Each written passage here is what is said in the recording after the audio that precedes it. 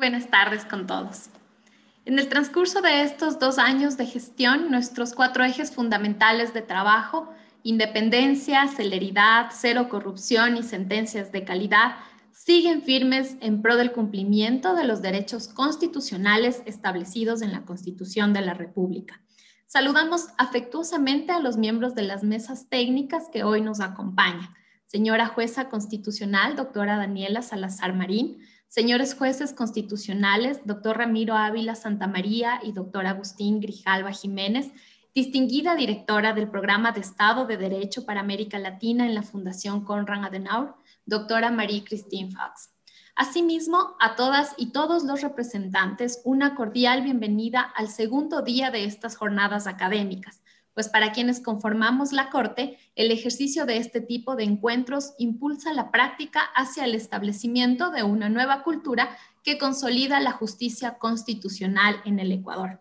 Saludamos además a los medios de comunicación que se encuentran en la cobertura de este evento. Y antes de dar inicio, les recordamos que al finalizar las mesas de diálogo, iniciaremos la fase de preguntas. Desde ya nuestros canales digitales se encuentran habilitados para receptar consultas, al igual que las direcciones de correo electrónico de info.cedec@cce.gov.es, además de la transmisión por YouTube Live del Centro de Estudios de Difusión del Derecho Constitucional. Sin más, damos la bienvenida a la abogada Lorena Molina Herrera, quien moderará la segunda mesa técnica. Lorena es abogada por la Universidad de Belgrano de Buenos Aires, máster en Derechos Fundamentales y experta en pueblos indígenas por la Universidad Carlos III de Madrid. Además, es especialista de Derecho Constitucional por la Universidad Andina Simón Bolívar. Cuenta con más de 7 años de experiencia como asesora experta de la Corte Constitucional del Ecuador. Actualmente es coordinadora técnica de relatoría de este organismo. Estimada Lorena, un gusto. Buenas tardes con todos y todas. Le doy una cordial bienvenida a las jornadas constitucionales, creando una nueva cultura constitucional. Con ocasión del segundo aniversario de la actual conformación de la Corte, presentamos este evento en el que queremos saludar de manera especial a quienes asisten el día de hoy y quienes van a participar en esta segunda mesa técnica.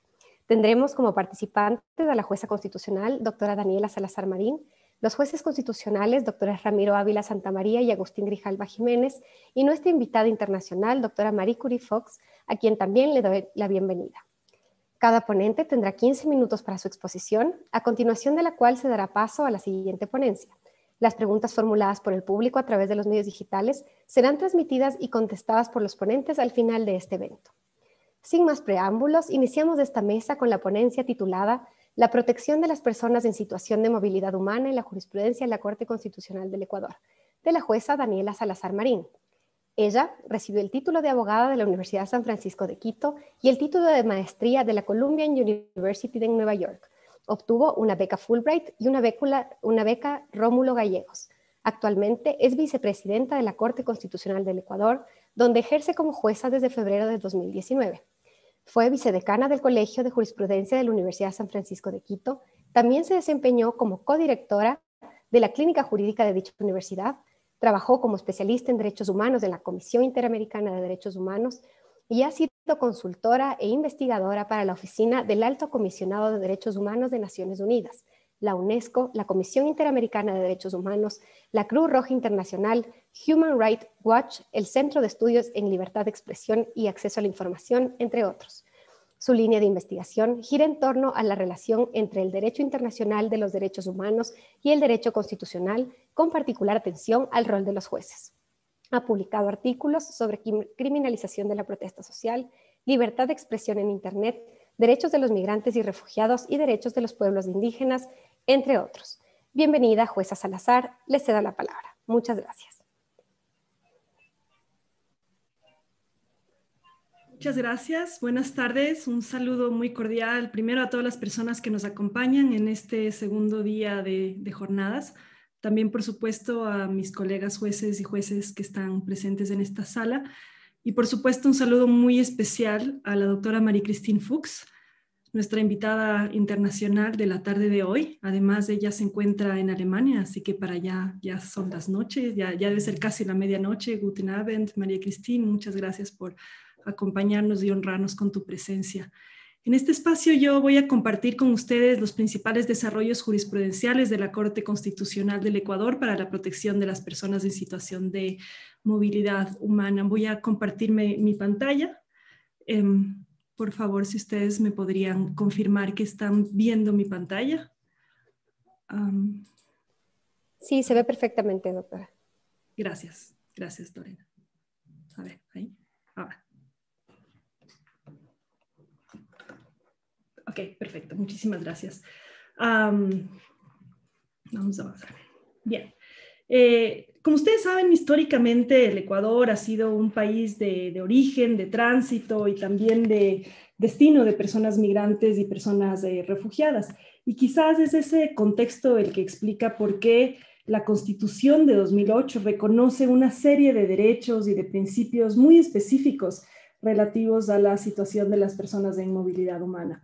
De hecho, si ustedes se fijan, hay casi 60 artículos de la Constitución del Ecuador que se refieren a temas en general sobre movilidad humana, y aquí puse en esta diapositiva algunos de los más llamativos o los principales. Por ejemplo, la Constitución incluye a las personas en situación de movilidad humana como grupos de atención prioritaria. La Constitución consagra también el derecho a migrar y la prohibición de criminalizar la migración. También consagra el derecho a solicitar asilo y refugio y el principio de no devolución. Incluye la prohibición de desplazamiento interno en la propia Constitución. Incluye también el principio de igualdad entre personas nacionales y extranjeras, el principio de no discriminación con base en el lugar de nacimiento o en la condición migratoria o en el pasado judicial inclusive. Está también la prohibición de la expulsión colectiva de personas extranjeras, el principio de ciudadanía universal, la libre movilidad, el progresivo fin de la condición de extranjero, entre otras normas. Todas estas normas incluyen una regulación, sin embargo, un poco más detallada, más específica cuando se trata de la protección de los ecuatorianos en el exterior, al punto que se especifica expresamente cuáles son las acciones del Estado necesarias para garantizar el ejercicio de sus derechos, tales como la asistencia consular o la protección integral, la reunificación familiar, entre otros. Pero cuando las normas se refieren a los migrantes en Ecuador, en nuestro territorio, ustedes van a ver que los derechos se encuentran enunciados en la Constitución, pero las normas no son igual de específicas con respecto al alcance de su protección.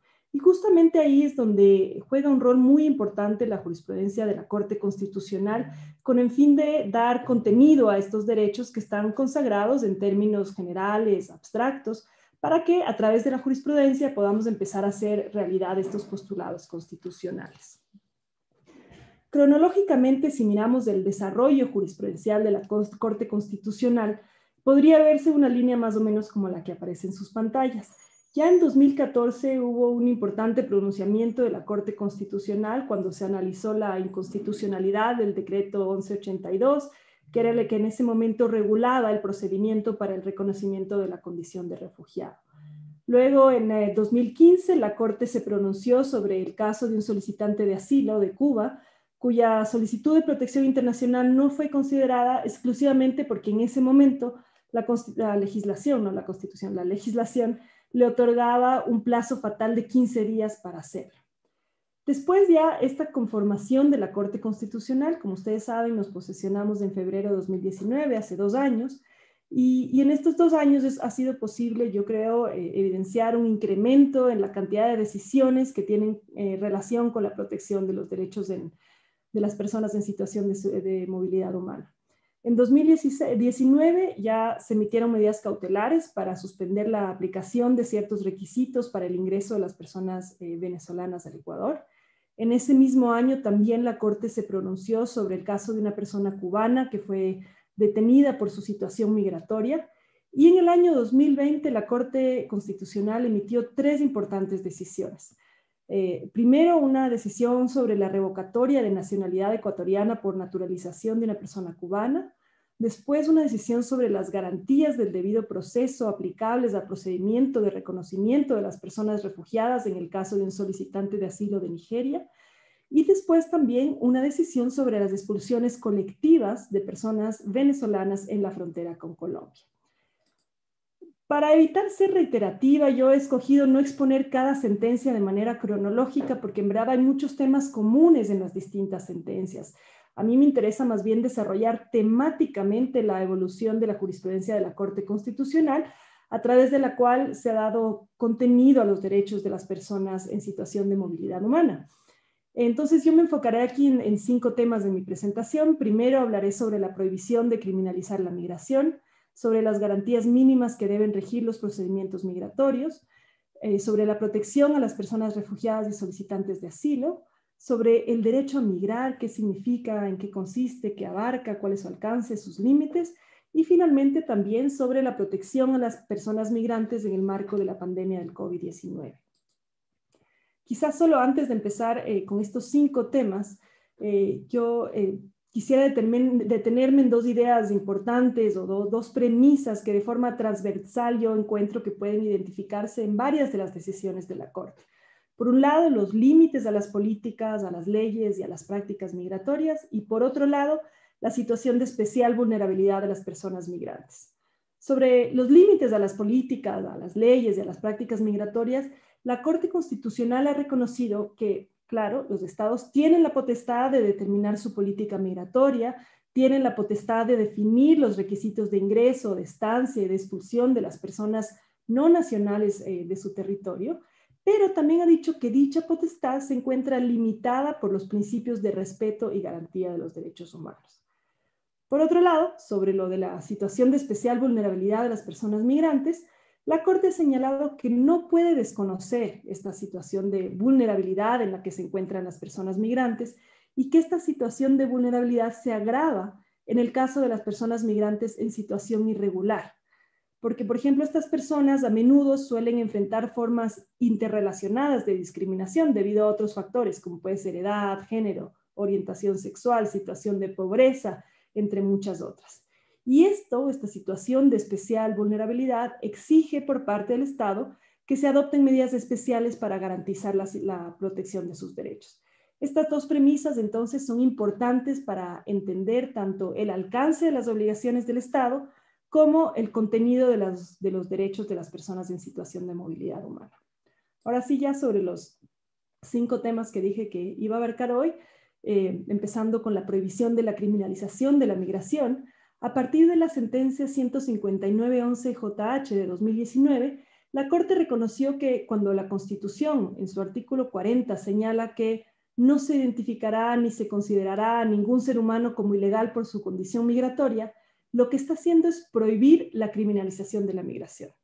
Y desde entonces, la Corte lo que ha hecho es ir identificando prácticas que son contrarias a la Constitución, en la medida en que refuerzan estereotipos falsos, estereotipos negativos, según los cuales los migrantes, y especialmente aquellos en situación irregular, podrían asociarse con criminales. Así, la Corte expresamente ha reconocido que migrar no es un delito y no puede ser tratado como tal. Y la Corte ha recalcado que la infracción de una norma administrativa, como por ejemplo el incumplimiento de una regulación migratoria, no puede bajo ninguna circunstancia ser entendida ni ser abordada como una infracción de carácter penal, porque las infracciones de carácter penal están relacionadas con el cometimiento de un hecho tipificado como delito y no es lo mismo que la infracción de una regulación migratoria. Por eso la Corte Constitucional ha identificado que las siguientes prácticas, por ejemplo, se encuentran prohibidas por la Constitución. Por un lado, el uso de perfiles discriminatorios en los controles migratorios. Por otro lado, la aplicación del derecho penal para sancionar una falta migratoria. Y por otro lado, también la detención con fines migratorios. Y esto incluye la detención en zonas de tránsito o en zonas internacionales en aeropuertos. La Corte también ha señalado que los mecanismos de deportación tienen que ser medidas de última ratio. Sobre las garantías del debido proceso en los procedimientos migratorios también se ha avanzado muchísimo. En distintas decisiones la Corte ha reconocido que estas garantías mínimas deben asegurarse en todos los procedimientos migratorios. Por ejemplo, con respecto del procedimiento para el reconocimiento de la condición de refugiado, la Corte ha insistido en que se respeten las garantías del debido proceso, como por ejemplo, la de contar con un intérprete, el examen objetivo de toda solicitud, el derecho a una entrevista personal, el derecho a recibir decisiones motivadas, el derecho a presentar recursos con efectos suspensivos, entre otros. En el marco ya de procedimientos de revocatoria de nacionalidad, la Corte reconoció también garantías del debido proceso, como la necesidad de que los procedimientos sean individuales, la notificación previa, el derecho a ejercer una defensa, el derecho a solicitar una revisión judicial con efectos suspensivos, entre otros. También en el marco de las retenciones en aeropuertos por menos de 24 horas, la Corte estableció que existe la obligación del Estado de no incomunicar a las personas en cuartos de detención, de explicar las razones por las cuales se limita el ingreso al territorio nacional a una persona, de permitir a estas personas recibir asistencia consular y legal, entre otras. También la Corte determinó que en todos estos procedimientos las autoridades están obligadas siempre a analizar los efectos de sus decisiones en la situación de las personas migrantes. Entonces, por ejemplo, en el caso de una deportación, se ha reconocido por parte de la Corte que no es suficiente con verificar que se ha cometido una infracción migratoria, sino que además, al abordar esta potestad estatal que existe para expulsar a ciertas personas extranjeras, el Estado tiene que tener en cuenta ciertas protecciones que consagran valores fundamentales de las sociedades democráticas, como por ejemplo, tendrá que considerar si esa persona tiene vínculos familiares en Ecuador, tendrá que asegurarse de que no se trate de personas con necesidades de protección especial, como refugiados o asilados. Tendrá también que considerar que pueden haber personas respecto de las cuales su vida, su libertad o su seguridad estén en peligro de ser devueltos por ser víctimas de trata, por distintas circunstancias. Y tiene que tomar en cuenta estas circunstancias antes de ejecutar una decisión sobre, por ejemplo, una expulsión a una persona, incluso, o una deportación, incluso si es que se hubiera verificado una infracción migratoria. Eso sobre el debido proceso. Específicamente sobre la protección de las personas refugiadas y solicitantes de asilo, recordemos que Ecuador históricamente ha sido el país de mayor recepción de refugiados en América Latina. Y sin duda yo creo aquí que las decisiones de la Corte Constitucional, incluyendo de la anterior conformación de la Corte Constitucional, han sido muy importantes para garantizar una protección efectiva a las personas refugiadas.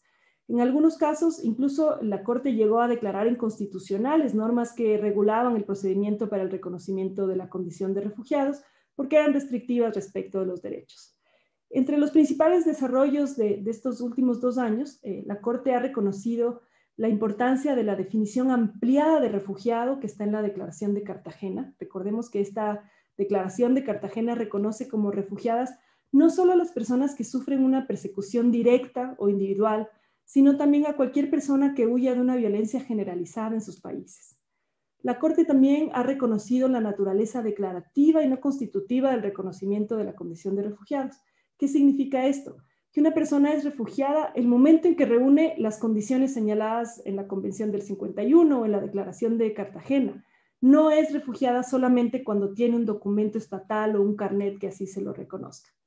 Y finalmente la Corte también ha señalado que, aun cuando pueden existir límites de tiempo para solicitar asilo, el Estado debe analizar siempre los motivos por los cuales una persona puede haber presentado tarde su solicitud de refugio y en algunos casos debe permitirle acceder al procedimiento a pesar de haberlo presentado fuera del tiempo. Aquí, en palabras de la Corte, lo que ha dicho la Corte es que conminar a una persona que ya está sometida al padecimiento de sentimientos de desarraigo y de reconstrucción en un territorio ajeno, conminarle al cumplimiento de un breve espacio de tiempo para la presentación de su solicitud de refugio con la amenaza de que va a perder tal derecho si es que no lo hace dentro de plazo, deriva inevitablemente en la agudización de la difícil situación que ya representa el desplazamiento forzoso. La Corte también ha sido muy enfática sobre la importancia de que se observen las garantías mínimas del debido proceso cuando estamos en el procedimiento de condición de refugiado. Ya no voy a repetir eso. Y además la Corte se ha pronunciado sobre la prohibición de que las personas sean devueltas a un país donde tienen un temor fundado de persecución. A este tema quisiera referirme con un poquito más de detalle ahora. Tiene que ver con el principio de no devolución. Aquí quiero ser clara, si bien en sus primeras decisiones la Corte lo reconocía como un principio aplicable exclusivamente a las personas refugiadas, en sus decisiones a partir del año anterior la Corte ha avanzado en su jurisprudencia y ha señalado que este derecho y este principio protege a toda persona extranjera, no importa cuál sea su condición migratoria. La Corte ha señalado que se vulnera este derecho y este principio de no devolución en casos como, por ejemplo, los rechazos en fronteras sin un análisis individualizado, y en los casos como las expulsiones colectivas de migrantes. Y aquí la Corte ha dicho muy enfáticamente que el Estado tiene que realizar un análisis individualizado, siempre viendo las distintas necesidades de protección de las personas migrantes antes de realizar cualquier procedimiento que afecte sus derechos humanos, y que el Estado además tiene un deber de precaución especial en verificar cuáles son las posibles necesidades de protección internacional de una persona antes de impedirle la entrada o de expulsar del país a una persona que tenga esas necesidades. Y también la Corte ha reconocido que el Estado debe garantizar la protección complementaria para aquellas personas que no puedan ser devueltas a países donde su vida, su libertad o su seguridad pueda verse amenazada. Avanzando ahora sí al derecho a migrar, si bien este derecho se encuentra expresamente reconocido en el artículo 40 de la Constitución, en verdad su desarrollo ha sido mínimo. Fue recién a partir de 2019 que la Corte empezó a desarrollar el contenido y el alcance de este derecho y lo ha definido como la facultad de trasladarse en condiciones dignas y seguras en el lugar de origen, de tránsito, de destino y de retorno. Entonces la Corte ha explicado aquí que este reconocimiento jurídico del derecho a migrar implica un cambio de paradigma completo en relación con la consideración de la movilidad humana. Se pasa de un asunto que antes era propio de la soberanía estatal, de la seguridad nacional, en donde las personas eran objeto de control, y ahora estamos en una perspectiva donde hay un sujeto de derechos en el que el Estado es el garante de los derechos de las personas de movilidad humana. La Corte también ha reconocido que el derecho a migrar tiene un alcance mayor que el derecho a la libre circulación y residencia, porque el derecho a migrar incluye todo el proceso de migración, y también porque a través del derecho a migrar se reconocen los distintos factores, motivos o riesgos que obligan a las personas a migrar. Sobre el derecho a migrar, en sus recientes decisiones, la Corte ha reconocido que este derecho se vulnera, por ejemplo, cuando el Estado no realiza un análisis individualizado de los factores o de los motivos para migrar. También cuando el Estado implementa mecanismos que criminalizan la migración, a esos ya me refería al inicio, como la detención, las expulsiones colectivas, las deportaciones sumarias, o también cuando el Estado impone restricciones desproporcionadas e innecesarias para ingresar al territorio nacional. Quisiera recalcar aquí que el derecho a migrar se encuentra en desarrollo por la jurisprudencia constitucional. Yo creo que todavía se requieren mayores elementos para delimitar su contenido y su alcance, pero se ha avanzado, yo creo, bastante en este último periodo. Finalmente, esta Corte tampoco puede desconocer los efectos que la pandemia ha tenido en los derechos de las personas en situación de movilidad humana, y en este contexto la Corte ha emitido disposiciones con el fin de proteger los derechos de los migrantes, refugiados y otras personas sujetas a protección internacional. Por ejemplo, en el control de constitucionalidad que la Corte realizó de las declaratorias de estados de excepción que se realizaron con fundamento en la pandemia, la Corte señaló primero que el cierre de fronteras o que la supresión de los vuelos no podían ser medidas absolutas, que no se podía limitar de forma indiscriminada el ingreso de las personas. Señaló también que el Estado debe abstenerse de implementar mecanismos como controles migratorios que puedan promover la propagación del virus. Señaló que se debe garantizar el acceso a servicios de salud sin temor a sanciones administrativas por la condición migratoria. Las personas tienen que poder acceder a los hospitales si están enfermos, o acceder a los test de COVID también sin temor a que les impongan sanciones administrativas o migratorias. La Corte también dijo que se deben adoptar medidas para garantizar el retorno voluntario de las personas en condiciones dignas y seguras, y que era necesario o es necesario adoptar medidas especiales y reforzadas para proteger a las personas en situación de vulnerabilidad, como las personas migrantes. Para cerrar, ya con esto concluyo, a manera de conclusión quisiera subrayar que a pesar de estos avances, estamos conscientes, hay enormes retos pendientes. La situación estructural de discriminación y de estigmatización que enfrentan las personas en situación de movilidad humana con base en su condición migratoria, a veces también con base en su nacionalidad, posiblemente no va a cambiar solo con la emisión de estas sentencias. Esos estereotipos, esos prejuicios en contra de las personas migrantes perpetúan la discriminación, perpetúan los obstáculos que estas personas tienen en el acceso y en el ejercicio efectivo de sus derechos, y promueven la violencia e incrementan su situación de vulnerabilidad. Y estamos conscientes que esos prejuicios están hoy más latentes que nunca y están además agravados por la crisis económica que se ha profundizado con esta pandemia. Pero a pesar de esto, sí creo que las sentencias de la Corte, si bien no van a modificar de un día para el otro esta realidad, sí pueden jugar un rol al momento de promover una desarticulación de esos estereotipos y de esos prejuicios que, insisto, afectan el ejercicio de los derechos por parte de las personas migrantes. Y que además de estos prejuicios, reconozcámoslos, muchas veces también pueden impactar el actuar de ciertas autoridades, inclusive judiciales. Entonces aquí las sentencias, yo creo, por lo menos pueden acelerar los cambios que son necesarios en nuestro país para que reconozcamos a las personas migrantes como sujetos de derechos, para que reconozcamos que requieren medidas de protección especial y reforzada por parte del Estado. Y esas medidas, en algunos casos, podrían tener que adoptarse en el marco de mecanismos de cooperación y de responsabilidad compartida con otros estados.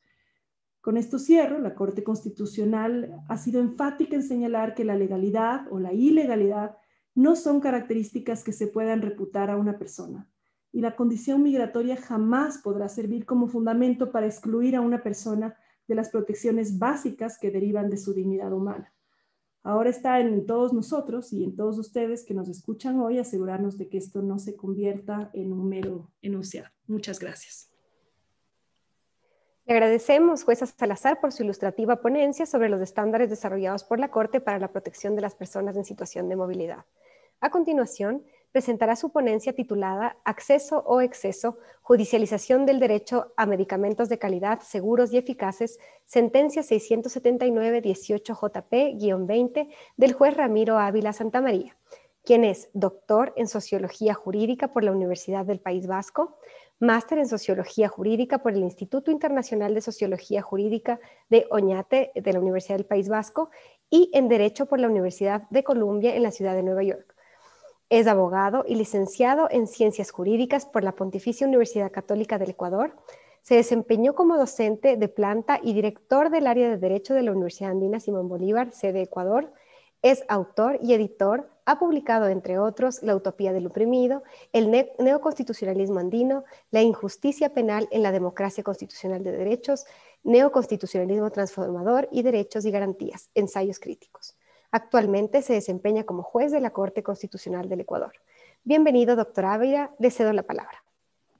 Muchísimas gracias. Quisiera también comenzar saludando a todas las personas que nos acompañan, en particular a María Cristín. Gracias por acompañarnos. Saludos a todas las personas que nos están escuchando. Y yo quisiera comenzar diciendo que lamento mucho los hechos que han sucedido en relación al problema carcelario que está viviendo el Ecuador. Esperamos que ante todo se proteja los derechos de esas personas y sus familias que están sufriendo esta situación. Yo quisiera exponer esta sentencia que tiene que ver con medicamentos. Quisiera saber si es que se ve la pantalla, porfa, si me confirman. Sí, sí se ve. Sí, perfecto. Entonces, en el tiempo corto que tenemos, quisiera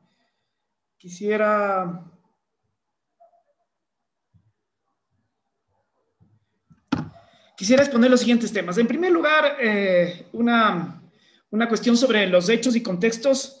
Segundo, los problemas jurídicos que resolvió la Corte en esta sentencia. Y finalmente, una cuestión que me parece profundamente innovadora, que es el sistema de indicadores como un sistema que garantiza los derechos a través de políticas públicas. Los hechos básicamente fue un caso que se acumuló 45 casos que tenían que ver casi todos ellos con enfermedades catastróficas, y lo que tenían en común es que todas las personas que pidieron medicamentos tenían una prescripción médica en base a un diagnóstico y que el Estado no les había entregado medicamentos.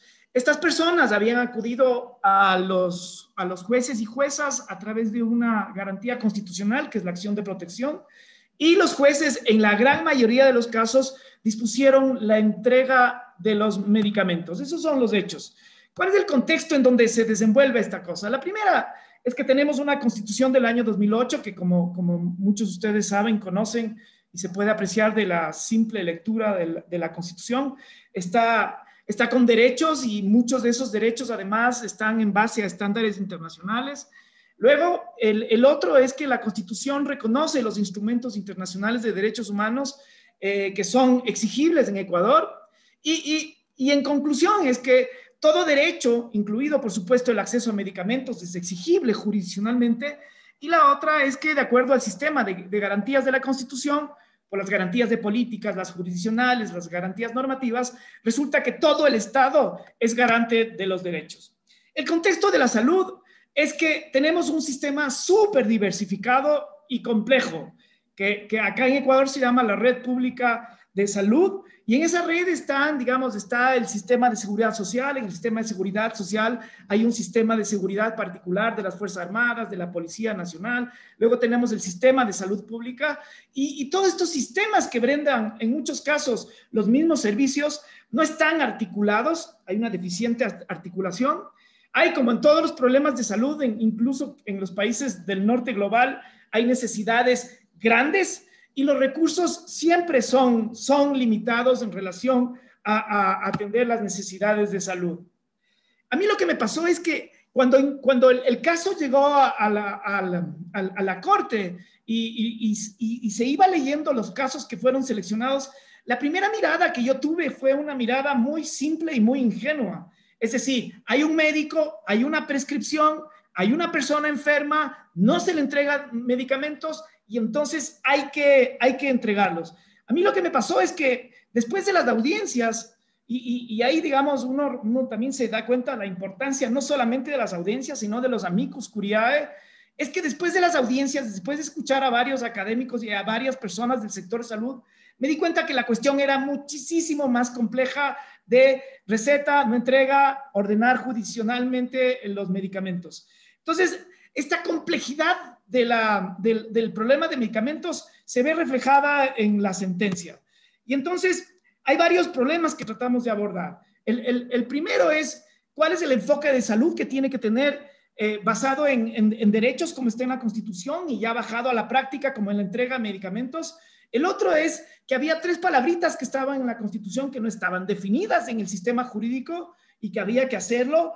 Y el otro es cuál es la relación del paciente con ese medicamento y qué información está recibiendo para tener un consentimiento sobre el tratamiento que está recibiendo. Y finalmente, el problema de hasta dónde es el alcance de un juez para meterse a disponer a la entrega de medicamentos que en muchos casos son tremendamente caros. Muy bien, la primera es que es evidente que casi todos los sistemas de la región, y no solamente el ecuatoriano, tienen un enfoque de salud que es basado en la curación, y la curación dada en centros de salud, en hospitales, y basado en la enfermedad. Es decir, la mayoría de los recursos públicos que está usando el Ecuador en el sistema de salud es para atender hospitalariamente a la gente que está enferma. Esto es un problema estructural que básicamente hace que el sistema sea caro, y por ser caro es un sistema en el mercado de medicamentos que resulta ser altamente lucrativo. Y la idea es que la Constitución tiene un enfoque clarísimo que no es desde la enfermedad, sino más bien desde la prevención. Y resulta que cuando se previene la enfermedad, es decir, cuando se tiene una vida saludable, es mucho más barato que tener malos hábitos de salud y provocar enfermedades que después acaban siendo un costo oneroso para el Estado.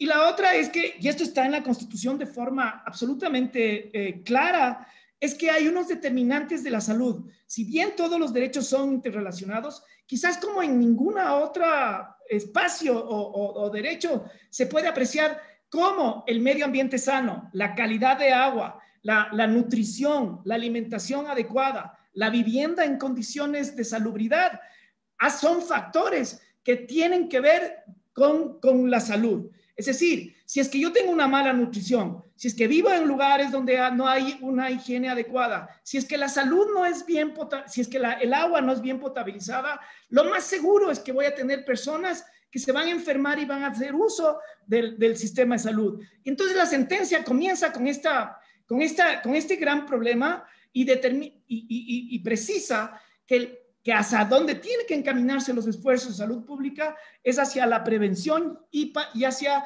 los determinantes de la salud. El segundo problema tiene que ver con estas 4 palabritas: acceso, calidad, seguridad y eficacia.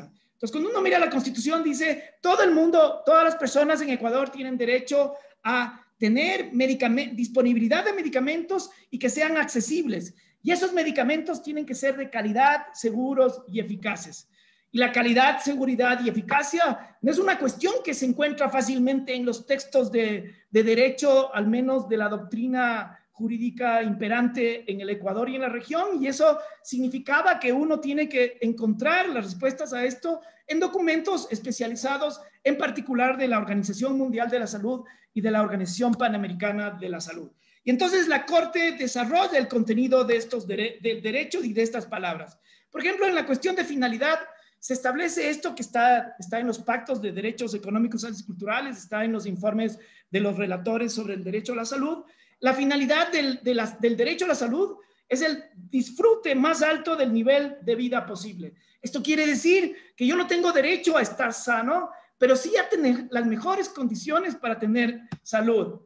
Y una de las consecuencias de esto es que eso tiene que ver con cómo una persona decide vivir y también cómo una persona decide morir dignamente. Y esto, por ejemplo, aquí en la sentencia se pone énfasis que si una persona con la debida información quiere que la enfermedad siga su curso natural y no someterse a una terapia o a un tratamiento, digamos, eso es un derecho del paciente. Entonces, el consentimiento informado es tremendamente importante, y también las expectativas que tienen los pacientes, que no necesariamente están esas expectativas en el mismo nivel o en el mismo andarivel de lo que puede ofrecer el medicamento. La calidad, la palabra calidad tiene que ver con que haya estándares en la producción y distribución del medicamento, y hay un organismo que está dedicado a eso en Ecuador que se llama el ARCSA, y la idea es que después de verificar que el contenido, los componentes y todo están de acuerdo con estándares internacionales, otorga el registro de calidad. Entonces, si un medicamento no tiene registro de calidad, hay que presumir que ese medicamento, digamos, no está bajo el control ni tampoco bajo los estándares generalmente aceptables en términos de medicamentos. Ejemplos de medicamentos que no son de calidad: los que están caducados, los que son falsificados, los que están en fase de experimentación, los que tienen un subestándar. Y esto, digamos, si uno mira con atención lo que ha pasado con la producción de la vacuna en relación al COVID, uno puede darse cuenta que estas cuestiones son tremendamente importantes antes de que la vacuna salga al mercado. La seguridad tiene que ver con que el medicamento lo que tiene que hacer es mejorar la salud de la persona y no empeorarla. Porque si la empeora, entonces no es un medicamento seguro, y la idea es que ese medicamento no tiene que ofrecerse. La eficacia tiene que ver con que el medicamento tiene que modificar el curso de la enfermedad. Hay medicamentos y hay situaciones de enfermedades en donde por más medicamento que tienes, la enfermedad, digamos, no se va a alterar por el grado de avance que puede tener. Hay uno de los elementos en esta categoría, tiene que ver con una cosa que se llama la elegibilidad. Y entonces resulta que por más que el medicamento sea hecho para mejorar el riñón, puede haber personas que tienen problemas de riñón y que también tienen problemas cardíacos, y entonces no se puede disponer un medicamento a una persona que no es elegible a pesar que tiene esta enfermedad. Ustedes habrán visto, por ejemplo, que hay algunos medicamentos que dice, esto es para la gripe, pero por favor, personas embarazadas, no tomarlas. Y esto quiere decir que esa persona, a pesar de que tiene gripe, a pesar de que ese medicamento podría ser adecuado, no es elegible porque no está dentro del estudio que se hizo para la eficacia del medicamento. Eso se llama el estudio pivotal. Por eso hay muchos jueces que ordenaron, des el medicamento a 30 personas, y eso, por ejemplo, es absolutamente irresponsable y no es adecuado, porque cada persona, como se afirma en esta lámina, es un mundo. El problema tercero que teníamos es que normalmente la forma tradicional de ejercer la medicina es que el médico tradicional, el médico occidental, es un médico que cree que por ver los síntomas y por encontrar un examen médico que está en un papel es suficiente para darle lo que a él le parece. Y resulta que hay muchas alternativas y resulta que hay veces que los pacientes, si tuvieran la información adecuada e integral, podrían decir no. Entonces hay en muchos casos en que conoció la Corte, por ejemplo, hubo personas que se sometieron a unas radiaciones y que estaban a punto de morir y que al final lo único que querían era morir con su hermano, morir con los seres queridos, y resultaba que como estaba ionizado en una cámara, aislado, tuvo una muerte que no era digna. Entonces esa persona, por ejemplo, si es que tenía acceso a la información integral, entonces posiblemente pudo haber tomado una decisión distinta. Y entonces cuando se tiene información integral, se puede aceptar el tratamiento y el medicamento, se puede rechazar el medicamento o se puede interrumpir el medicamento. Lo que se vio, por ejemplo, y esto es una de las cosas que pasa, es que no hay información completa. La otra es que a veces se asusta al paciente y se dice, uy, usted está a punto de no sé qué, y se exagera la enfermedad. A veces se le da en un lenguaje que no es comprensible a las personas. Y otra cosa, no menos interesante, no menos importante, es que muchas veces los médicos que están prescribiendo medicamentos están comprometidos con alguna empresa farmacéutica. Y entonces se oculta el interés que está detrás por muchas razones. Y esto también puede viciar el consentimiento del paciente. Y una de las cosas que a mí me pareció más interesante en este descubrir de la sentencia fue la importancia del cuidado integral, normalmente que se conoce como cuidado paliativo. El cuidado paliativo lastimosamente está asociado con la persona que está en la fase terminal de una enfermedad catastrófica. Y la verdad es que el cuidado paliativo es algo que debería comenzar desde el momento 1 en que la persona es diagnosticada, no el momento en que ya está a punto de morir. Y entonces el cuidado paliativo significa que una persona puede vivir dignamente la enfermedad, y vivir dignamente puede ser que prefiera ciertas cosas o ciertos valores a otros, que puede ser una falsa esperanza de curarse. Entonces, el cuidado integral tiene que ver con el control de dolores y con el sobrellevar la vida en enfermedad. Y esto es afirmar la vida, y también una cosa que a veces no se acepta con facilidad, porque hay esta cosa de que somos guerreros contra el cáncer, somos guerreros contra las enfermedades, y resulta que a veces estamos combatiendo contra la naturaleza y contra, digamos, el ritmo normal de las enfermedades, que es parte de la vida, digamos. Entonces hay que aceptar la muerte como algo que es consustancial a la vida, y a veces la falsa esperanza en medicamentos nos hace que nosotros no seamos renuentes a aceptar el destino que hagamos que tenemos todos los que estamos presentes acá. Entonces, cuidado paliativo no es igual a desahucio. Hay un capítulo importante en la sentencia que tiene que ver con el conflicto de intereses. Y esto, digamos, es una cuestión que a mí me saltó a la vista, particularmente de los amicus y de las personas que intervinieron en la audiencia con carácter independiente, es que a veces toda la industria farmacéutica genera unas lealtades con los médicos, los visitadores, y también por prestigio les hacen dar charlas, les hacen viajar, les ofrecen servicios de todo tipo, y resulta que la persona, consciente o inconscientemente, acaba recetando un medicamento de marca en particular. Y resulta que más importante a veces puede ser el mercado que la misma salud o la necesidad del paciente. Por eso en la sentencia se establece la obligación de informar, la obligación de reportar y también la obligación de jurar, de que si tiene conflictos de intereses lo diga, para que los jueces o las personas que están escuchando a la persona que testifica sepa, digamos, que está parado en una área donde tiene cierto interés y que se pueda valorar con mayor precisión el testimonio que está dando. El cuarto problema tiene que ver con la tutela efectiva. De todos los casos que se conoció a la Corte y todos los casos, digamos, que han sido, esto es también un dato de una tesis doctoral de una persona que es profesora de la Universidad Central, pero sí, fíjense lo que está pasando. En el 6.3% de los casos que los jueces ordenaron el medicamento no tenían registro de calidad. En el 18.7, o sea, 2 de cada 10 personas se les dio el medicamento y fue adecuado. En la mitad de los casos, 1 de cada 2, en los casos en que los jueces ordenaron el medicamento, no eran elegibles. O sea, en el fondo, lo que estaban haciendo los jueces de buena fe y con toda la buena intención del mundo es que estaban dando medicamentos en masa a personas que el medicamento les provocaba una enfermedad colateral o le agravaba otra situación del paciente. La otra es esta. En la mayoría de los casos, el mismo médico que prescribía el medicamento era el perito en el juicio. Y entonces aquí se cuestiona la cuestión de parcialidad que puede tener el mismo perito. Entonces, la sentencia busca que el médico que comparezca al juicio sea un médico que conozca de forma externa y objetiva el caso y que no sea el mismo prescriptor que podría tener intereses con empresas farmacéuticas.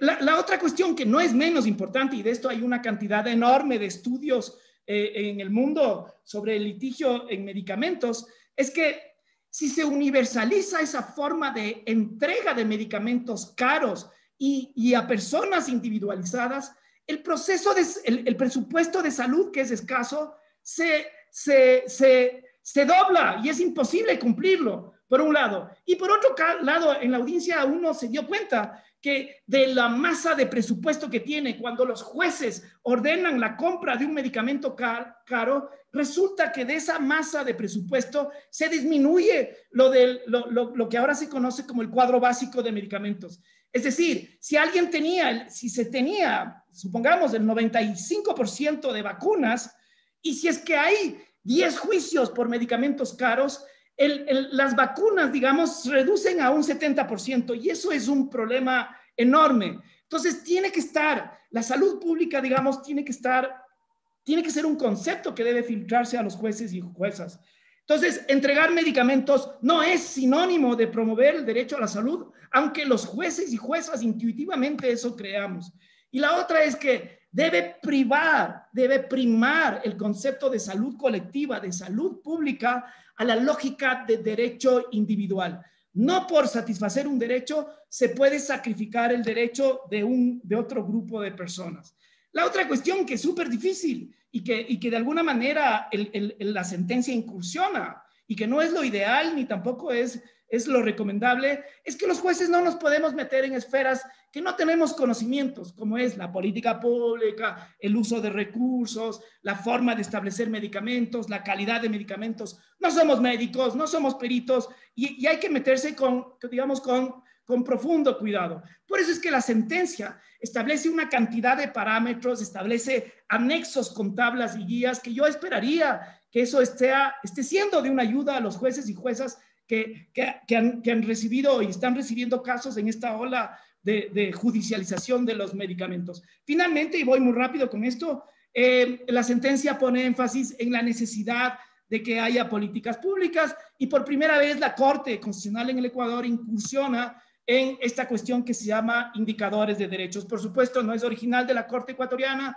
eso ya lo hizo el relator de salud, Paul Hunt, hace 20 años, lo hizo el sistema del protocolo de San Salvador, un sistema de indicadores de derechos, y lo que hace es intentar adaptar esto a la situación ecuatoriana. Entonces, los indicadores producen información, ayudan a medir el avance y la progresividad de los derechos y también ayudan a evaluar cuando hay regresividad. Los indicadores básicamente son 3. Uno es estructural, que tiene que ver con el sistema jurídico y con las instituciones del Estado.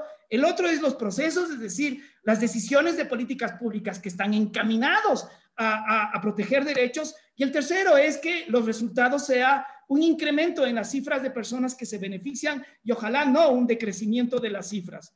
Y finalmente lo que hace un indicador, a diferencia de un indicador de desarrollo, es que está atravesado por la igualdad y no discriminación, el acceso a la justicia, el acceso a la información y la participación.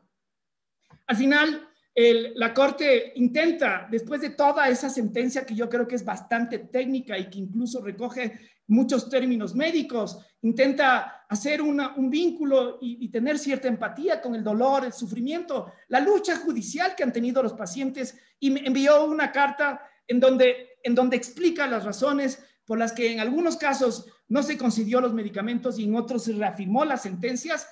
Y la idea en el fondo que está atrás es que, por sobre todo, más allá del tratamiento, es que hay alternativas para que hasta la muerte, por más enfermedad catastrófica que sea, la persona puede tener una vida digna, y de eso, esa es la intención, y eso es, digamos, el objetivo que se propuso la Corte al expedir esta sentencia. Este sería, digamos, mi presentación, y agradezco por la paciencia.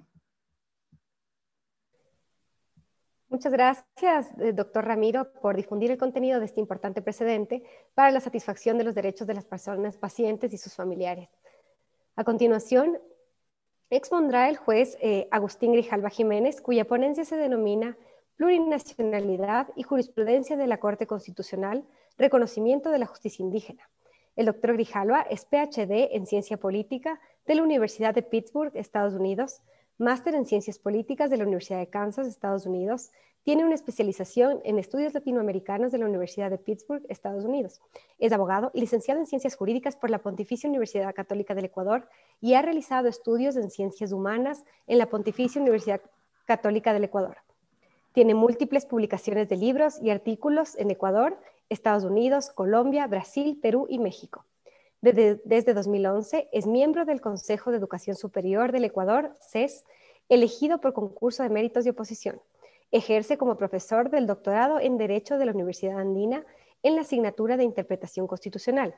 En la misma universidad ha sido coordinador del curso de especialización en Derecho Constitucional, coordinador de la Maestría Internacional en Derecho, docente del curso de especialización en Derechos Humanos. Ha dictado cursos de posgrado en otras universidades como la Universidad de Cuenca, de la SUAY, Espíritu Santo, Universidad Nacional de Loja y la Flaxo, Ecuador. Actualmente es juez de la Corte Constitucional. Señor doctor juez Ávila, bienvenido, le cedo la palabra.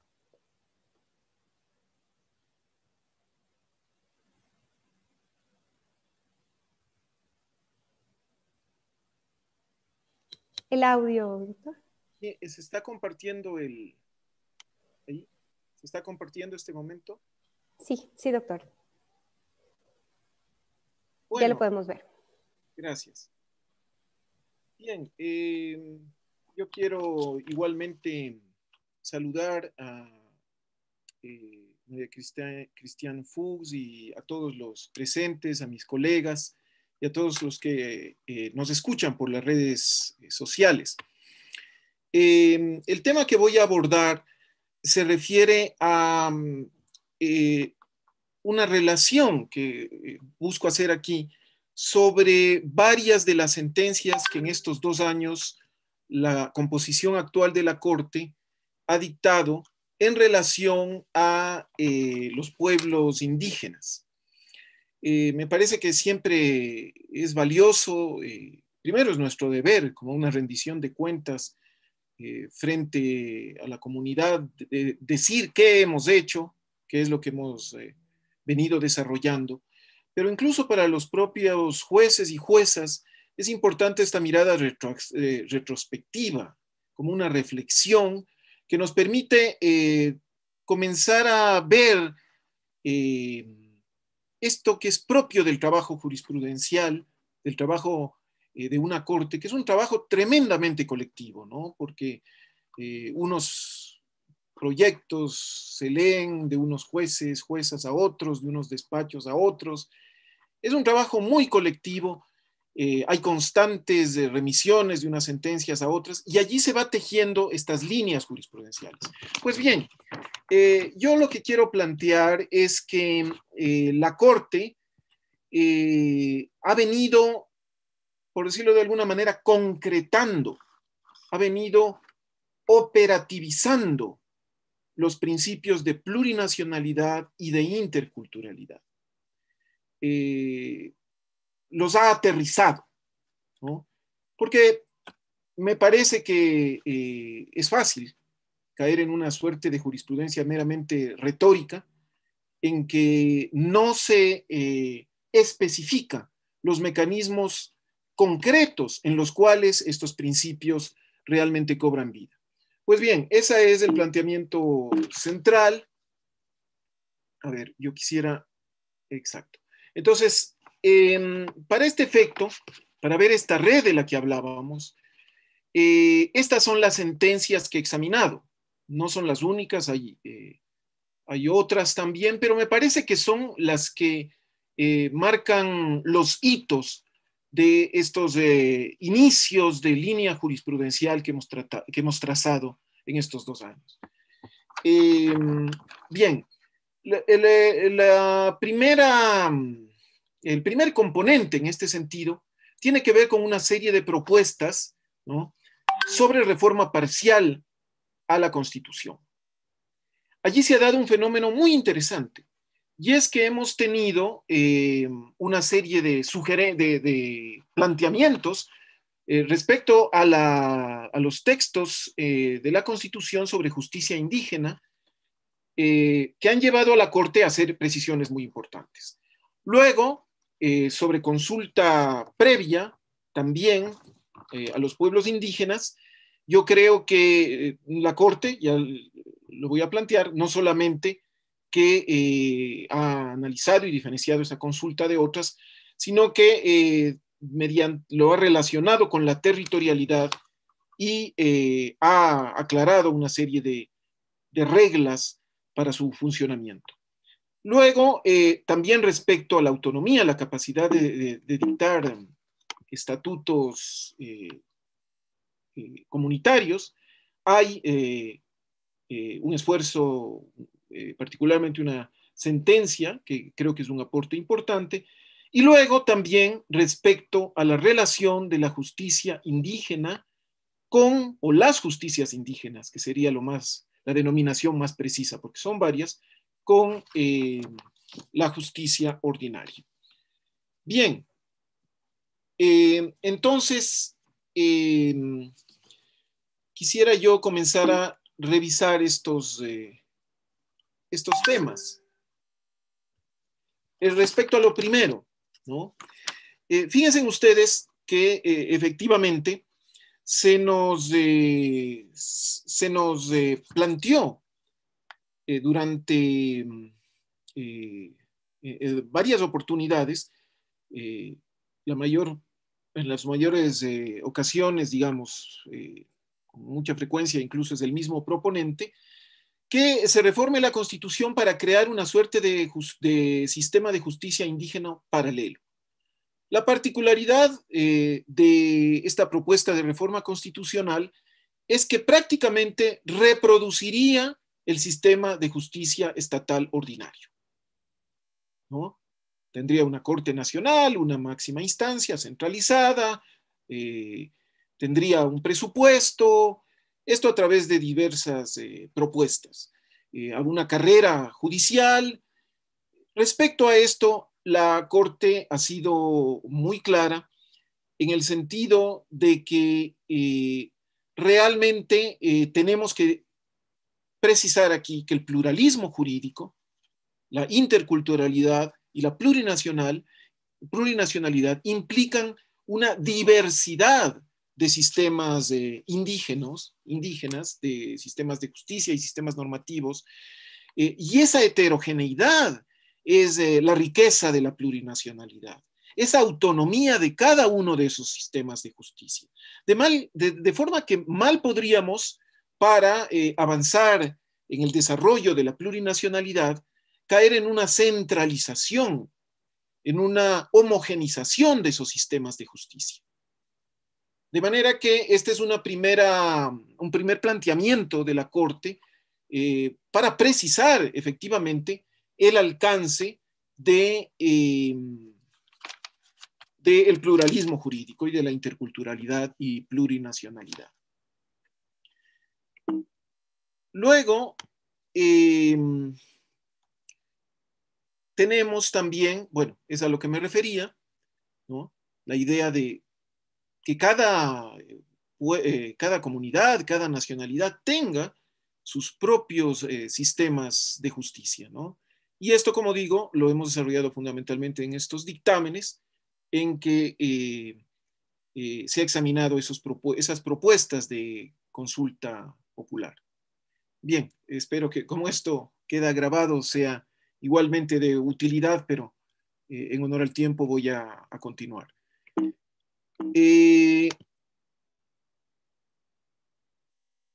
Es justamente este mismo planteamiento, ¿no?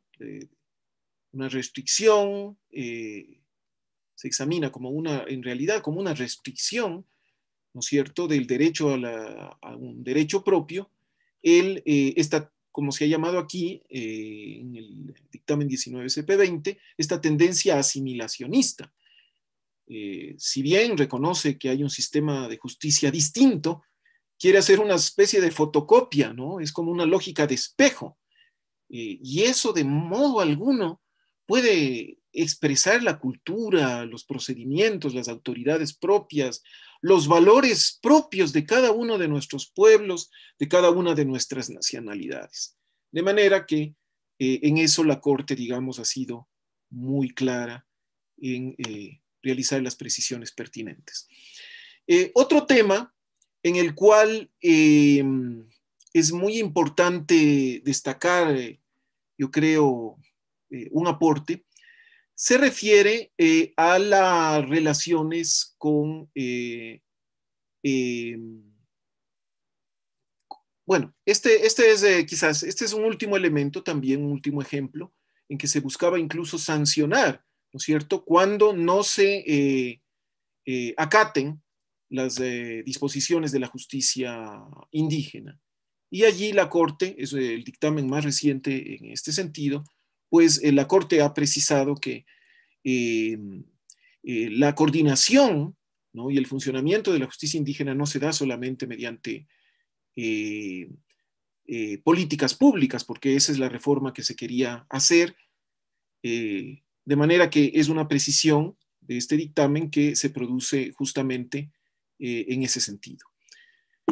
Quería yo pasar al otro tema, que es el relacionado a la consulta previa.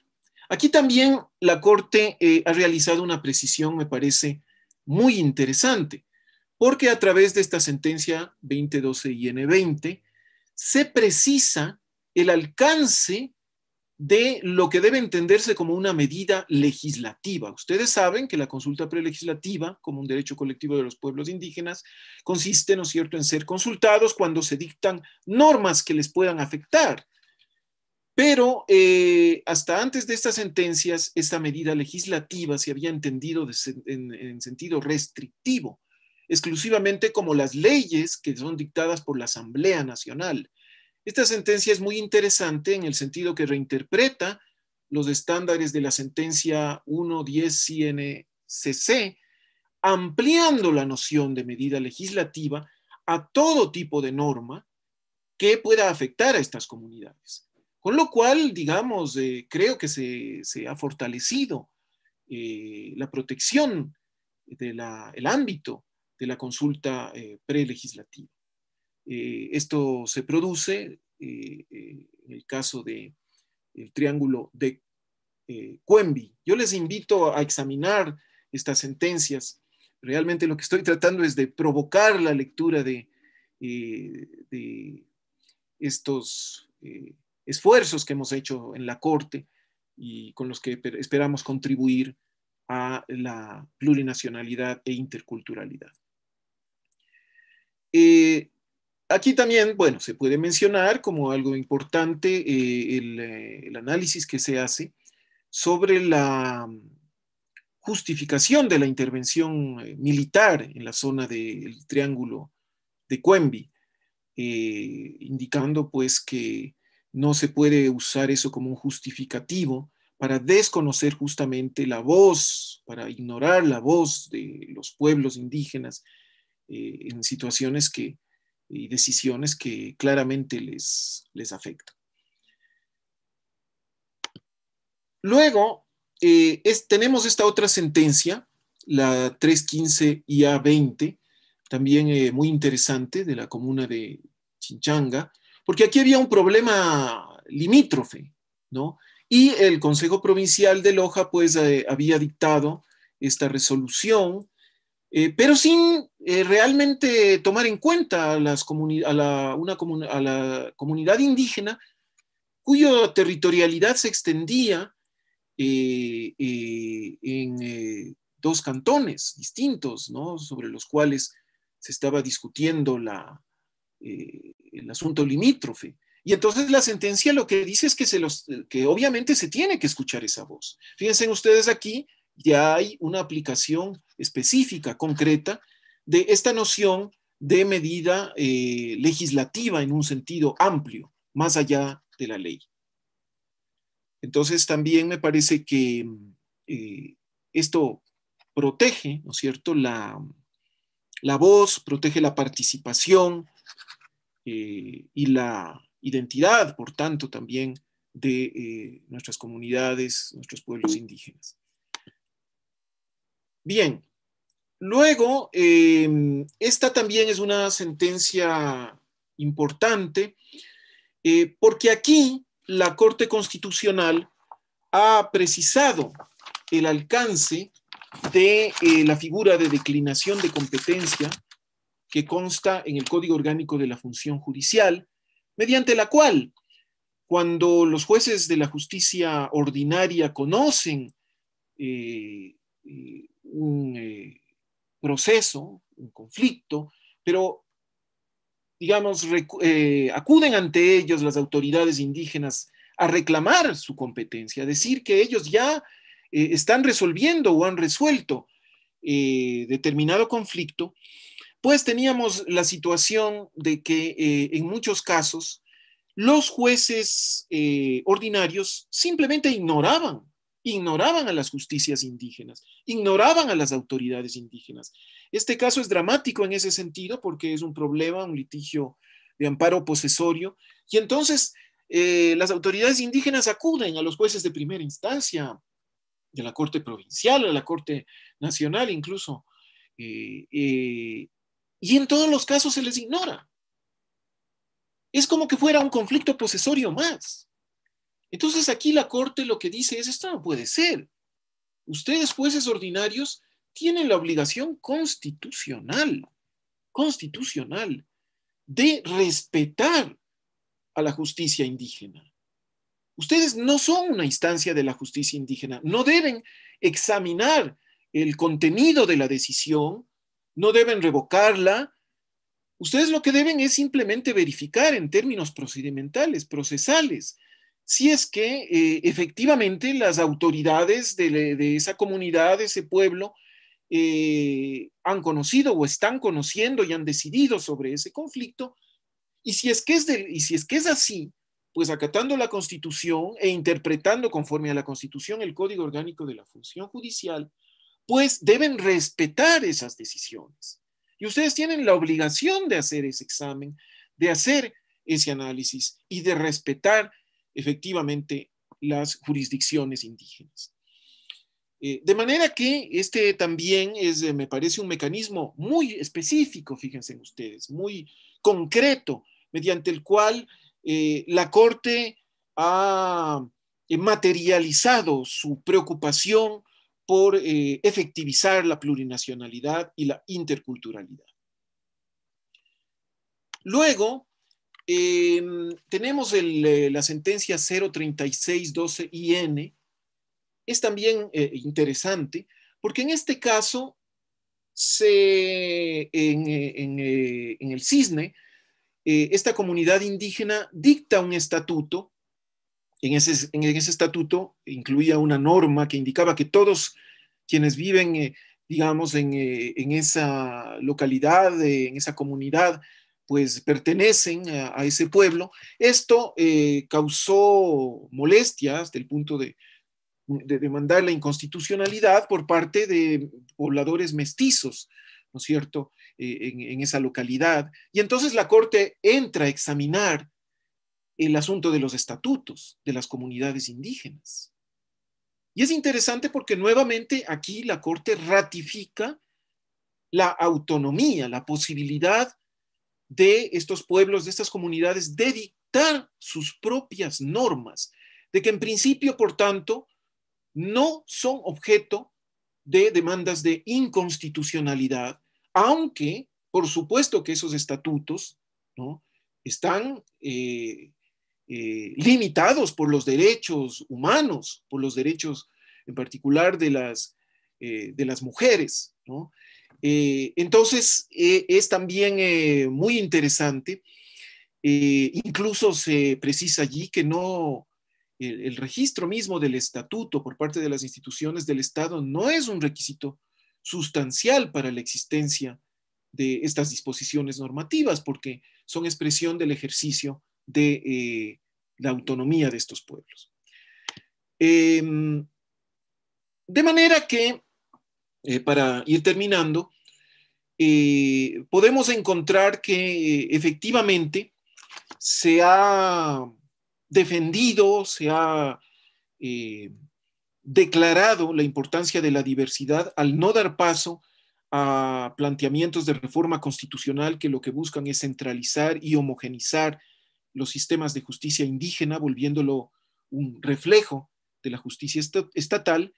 Se ha ratificado y defendido incluso la territorialidad y el pluralismo y la participación, ¿no?, de los pueblos y las comunidades indígenas, precisando el alcance de la consulta prelegislativa. Hay un inicio también importante de defensa de la capacidad de estos pueblos y comunidades para dictar sus propias normas, al declarar que tienen derecho a dictar sus propios estatutos y que ellos en principio no son objeto de control de demandas de inconstitucionalidad, porque representan el ejercicio de un derecho. Y se ha interpretado las normas sobre declinación de competencia de forma que los jueces ordinarios efectivamente respeten a las jurisdicciones indígenas. Muchas gracias.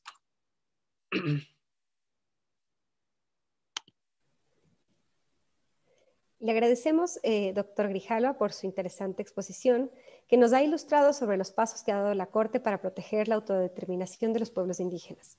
Para concluir esta jornada, a continuación escucharemos la ponencia denominada Protección de Derechos desde la perspectiva del Tribunal Federal Constitucional Alemán, a cargo de la doctora Marie-Christine Fuchs, quien es abogada alemana y doctora en Derecho por la Universidad de Saarlandes, Saarbrücken. Realizó sus estudios de maestría en Derecho Internacional Público, Derecho de la Unión Europea y Derechos Humanos en el European Institute de la misma universidad.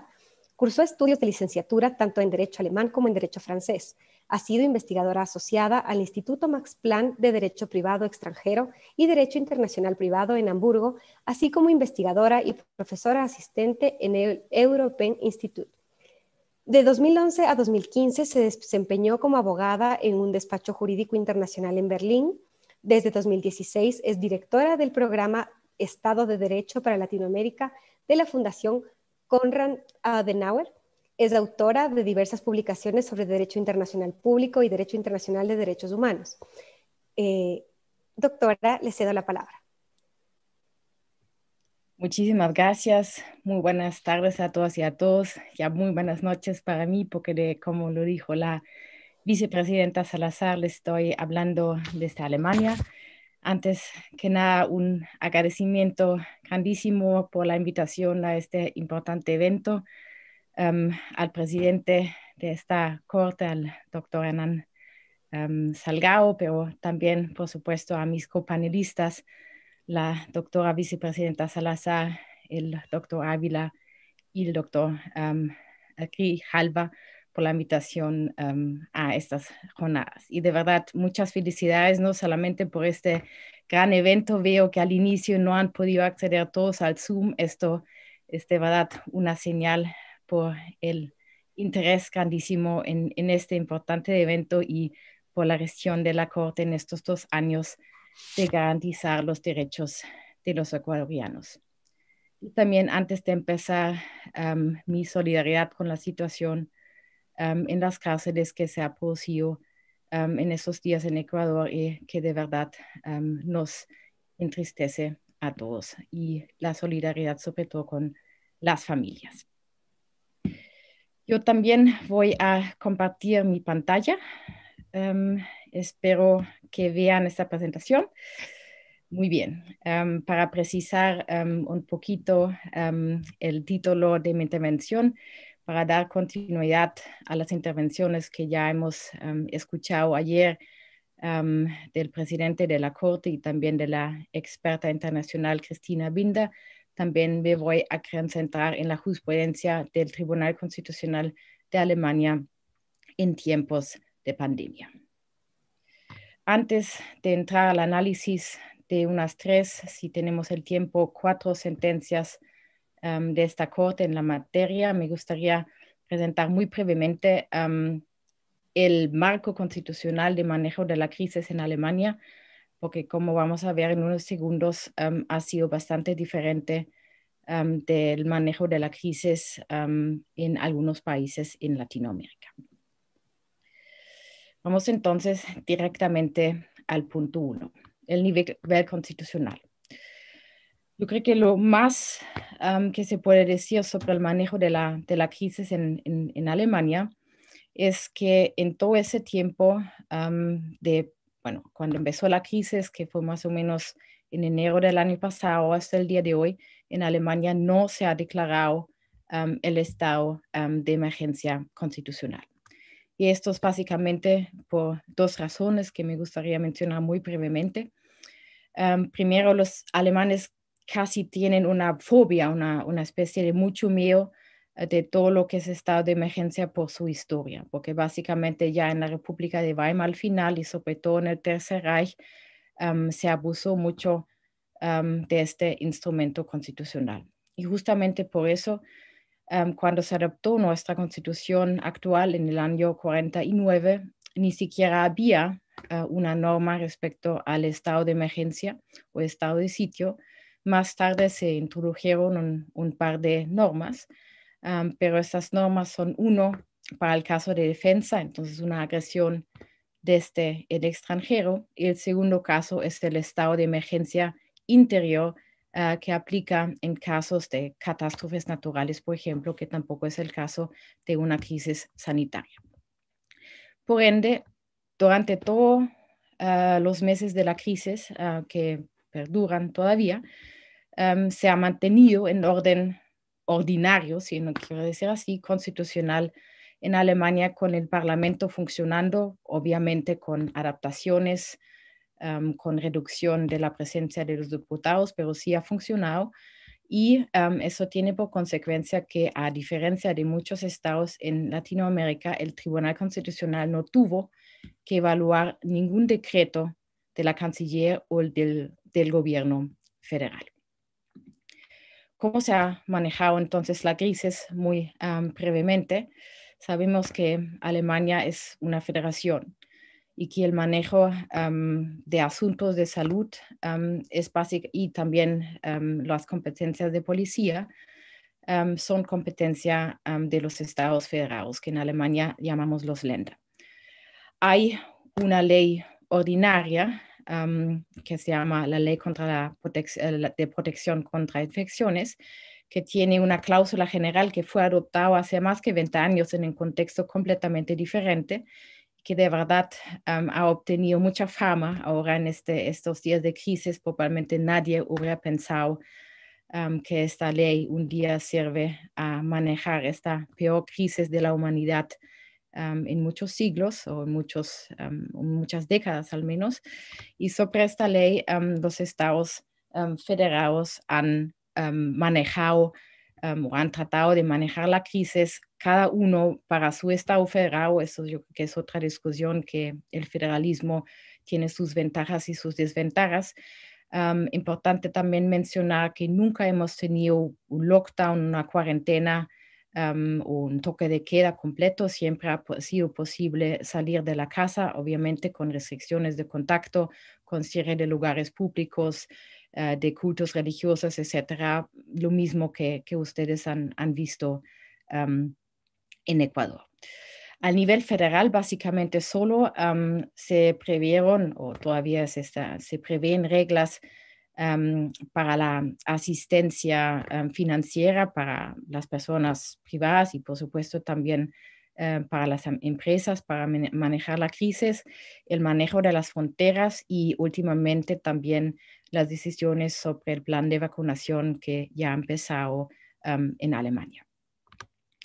Un tercer aspecto que es importante para entender la jurisprudencia del Tribunal Constitucional, esta ausencia de reglas constitucionales de emergencia significa, uno, ya mencioné formalmente, que no hay un derecho extraordinario a favor del gobierno que permite gobernar por decretos, pero también que no materialmente no hay una posibilidad de suspender derechos fundamentales por completo. Ningún derecho fundamental. Sé que en muchas constituciones en Latinoamérica esto es diferente. No distinguimos en ese sentido entre el régimen constitucional en crisis y uno, entre comillas, normal. Pero eso tampoco significa que no tenemos reglas o un modus operandi constitucional para manejar una crisis. Lo hacemos, o los alemanes lo hacemos de manera diferente. Primero, hay algunos derechos fundamentales en cuya norma en la Constitución, dentro de las reglas, se prevén diferentes formas de manejo en tiempos normales, entre comillas, del tiempo de crisis. Por ejemplo, nuestra ley fundamental prevé que el derecho a la circulación se puede restringir más en tiempos de crisis. Y el Tribunal Constitucional, aparte de estas reglas especiales, siempre trata de manejar una crisis adaptando el famoso principio de proporcionalidad, dando más pesos a derechos colectivos como la protección de la salud, la protección de la vida y la protección, dando un margen de apreciación bastante amplio al gobierno para poder manejar esta crisis. Bueno, vamos entonces a este punto 3, los casos del Tribunal Constitucional Federal para manejar la crisis. Generalmente, unas cifras que en primera vista podrían sorprender. Solo había 283 acciones de inconstitucionalidad y 242 medidas provisionales ante el Tribunal Constitucional, y de estos solo 3 fueron declarados admisibles y fundados. Entonces había una decisión de aprobación en el fondo.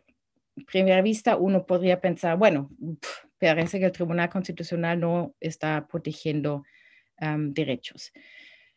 Pero acá hay que mencionar primero, como hemos visto, la competencia de manejar la crisis fue primeramente al nivel de los estados federados. Entonces, según el principio de subsidiariedad en Alemania, que solo puede llegar una acción de inconstitucionalidad o también una medida provisional a la Corte si los tribunales locales y regionales no han podido resolver este caso. Es decir, que muchos casos llegaron o se quedaron a nivel de los, sobre todo, tribunales administrativos de los estados federados.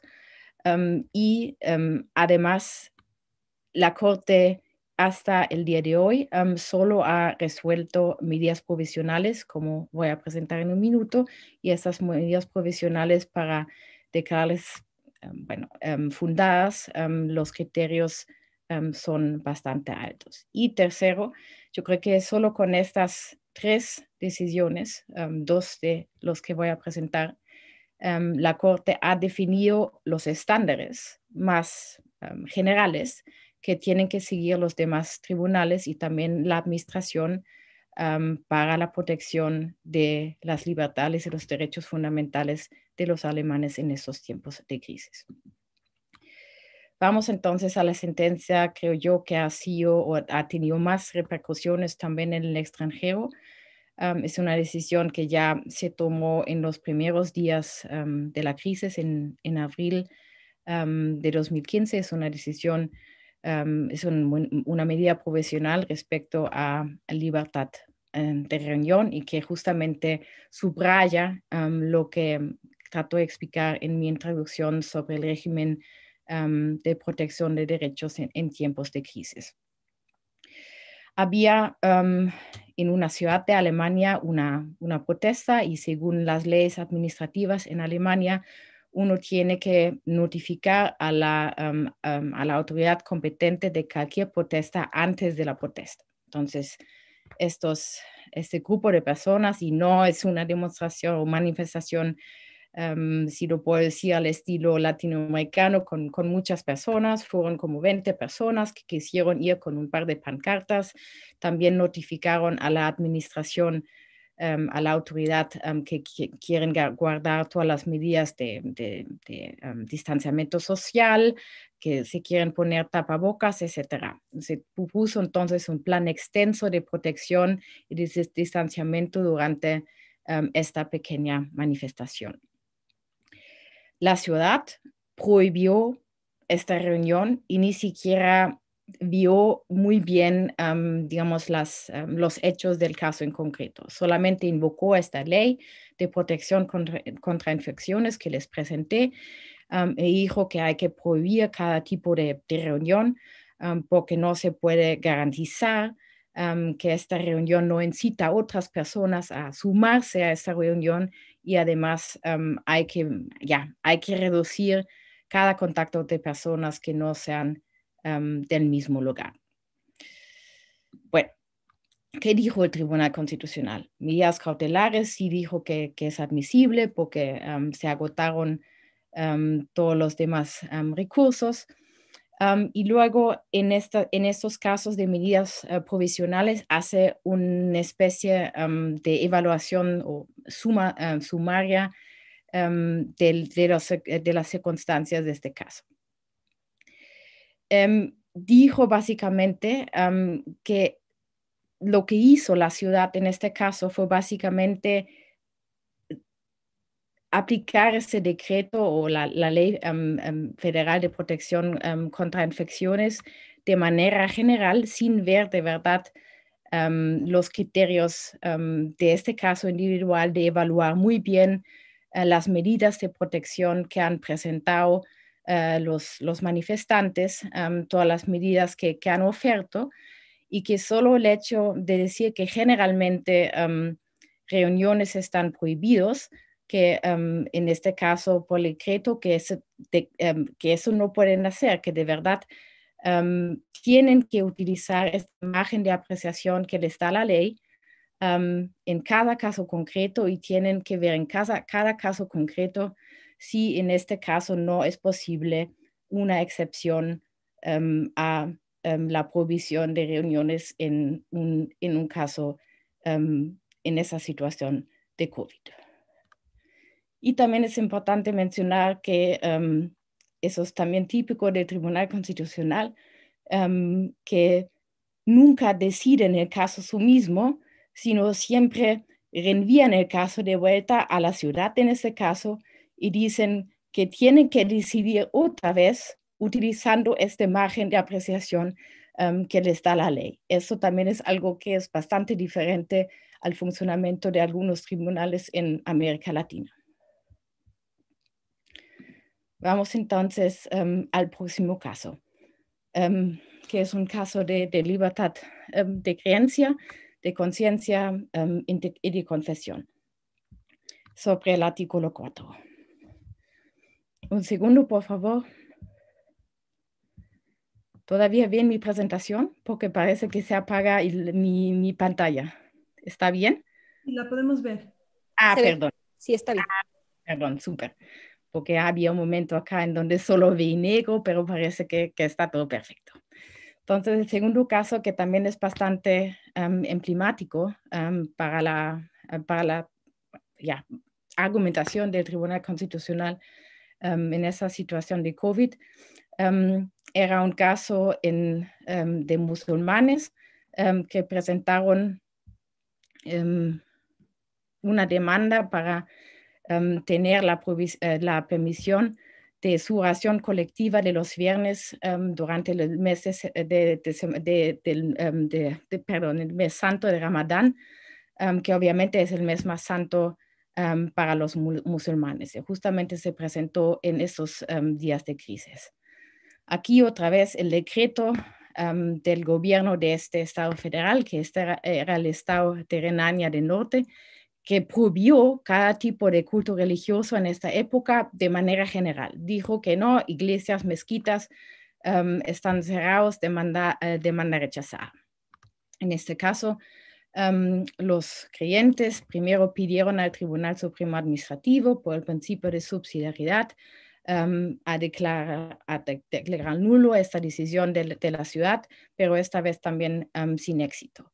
Y el argumento principal fue obviamente la protección total por la situación de salud pública, y también dijeron, porque todavía quedaron abiertos los negocios en Alemania, que dijeron, que invocaron también los creyentes o los demandantes, pero aquí los tribunales dijeron que no, porque durante una misa, obviamente las personas se quedan en una iglesia mucho más tiempo, aunque también estos demandantes, los creyentes, habían ofrecido un plan de distanciamiento social, solo permitieron a algunas pocas personas en la iglesia al mismo tiempo, entonces hicieron todo lo posible para cumplir con las medidas de bioseguridad.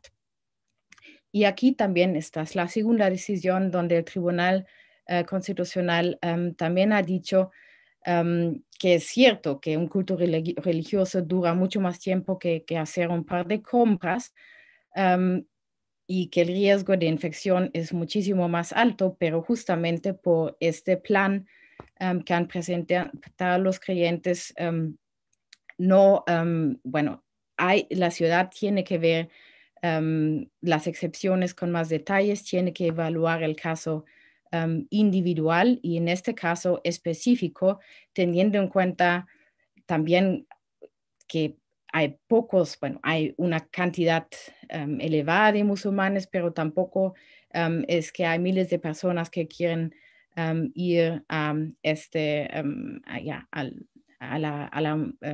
culto religioso en el mes de Ramadán, teniendo en cuenta también las medidas de bioseguridad, que acá también se tiene que permitir el culto religioso de estas personas, teniendo en cuenta el plan de bioseguridad que han ofrecido los creyentes.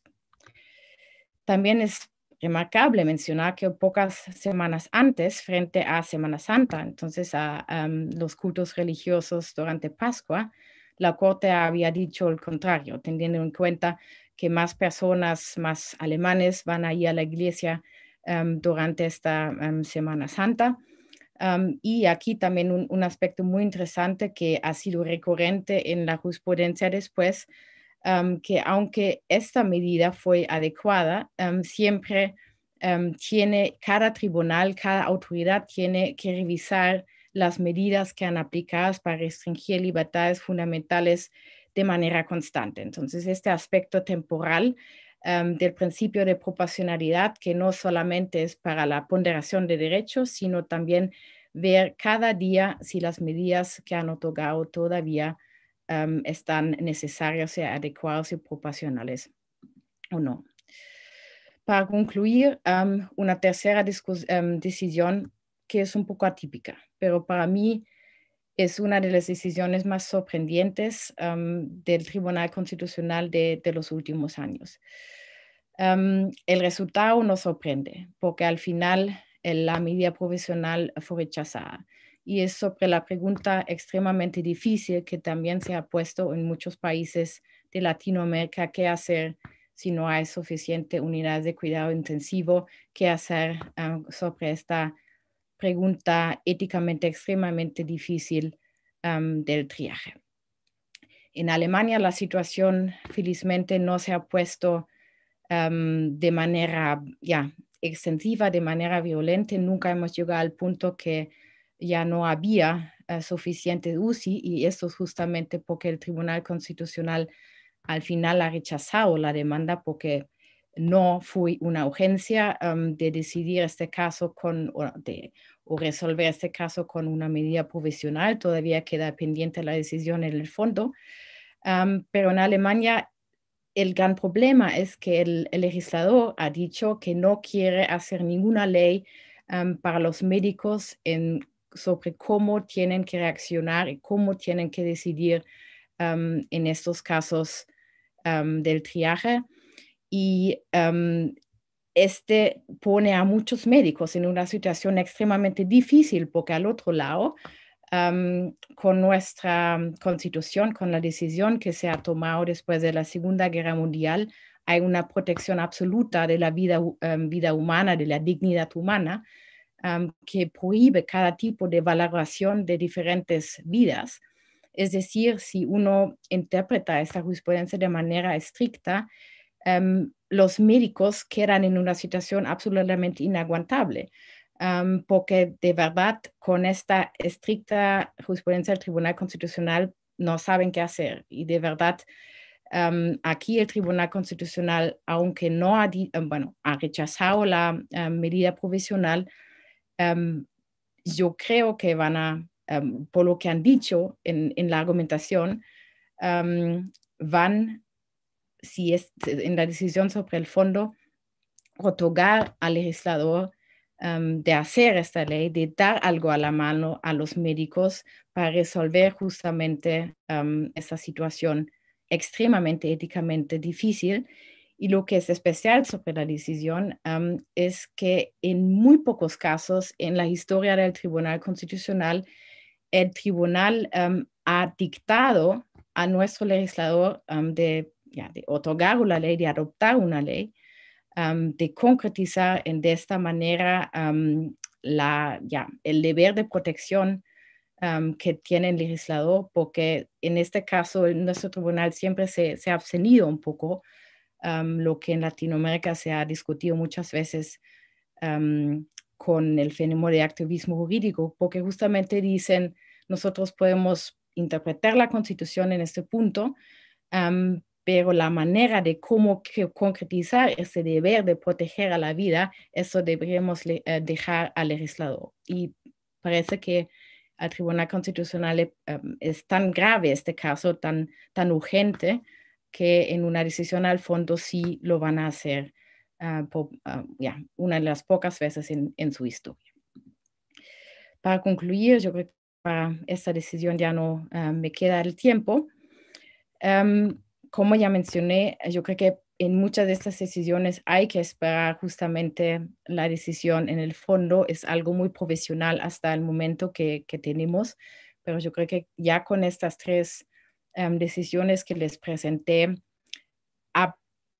pese a estas pocas decisiones, se puede decir que el Tribunal Constitucional sí se tomó muy en serio su deber de proteger a las libertades fundamentales, sobre todo en estos tiempos de crisis, en concretizar los principios generales, cómo tratar o cómo ver esos casos, sobre todo siempre haciendo énfasis en el principio de proporcionalidad, que también vale para este aspecto temporal que presenté en el caso de la libertad de culto.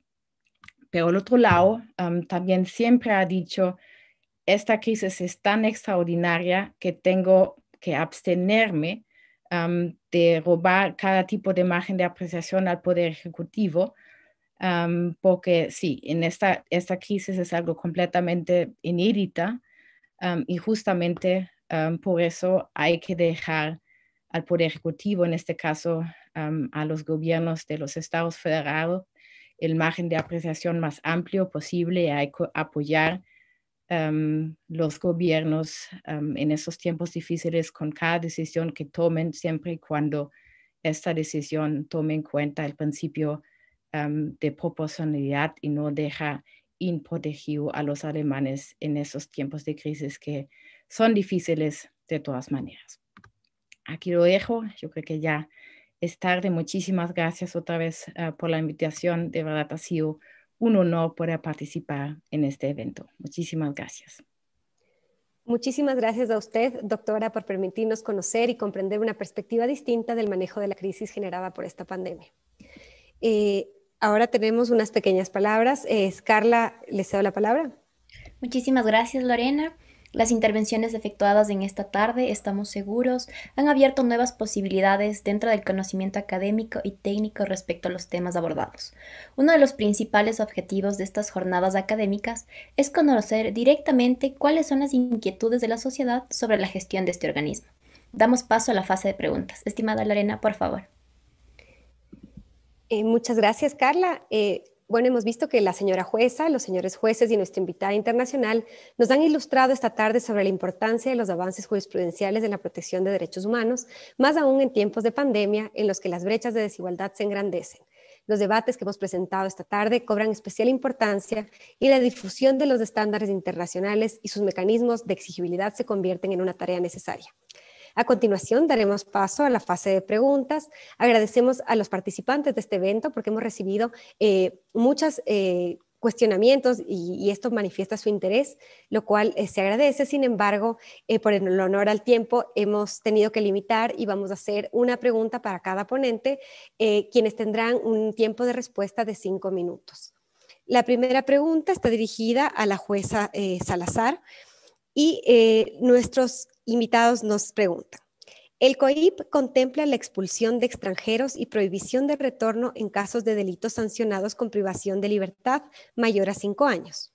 ¿En qué medida esta norma se concilia con la prohibición de la criminalización de la migración y las garantías procesales en materia de deportación?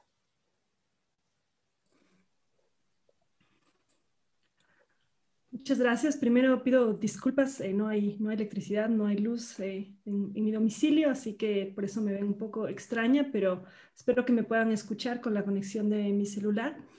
Agradezco también la pregunta sobre esta norma del COIP. En mi calidad de jueza, por supuesto, yo no me puedo pronunciar en abstracto sobre la compatibilidad entre esta norma del COIP y la Constitución. Lo podría hacer en el marco de una causa que se presente, pero no así en abstracto. Pero, como le decía, su pregunta es muy buena porque me permite aclarar un tema. La prohibición de la criminalización de la migración implica que una infracción de una norma administrativa, como son todas las regulaciones migratorias, nunca puede ser entendida como si fuera una infracción de carácter penal. En otras palabras, lo que está prohibido es la aplicación del derecho penal para sancionar una falta que es migratoria y que por tanto es administrativa. Eso es la prohibición de la criminalización de la migración.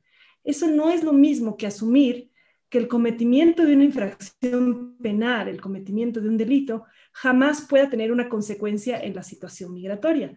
La Corte no ha establecido que esté prohibido deportar siempre a cualquier extranjero. Lo que ha establecido la Corte es que los mecanismos de deportación tienen que ser medidas de última ratio.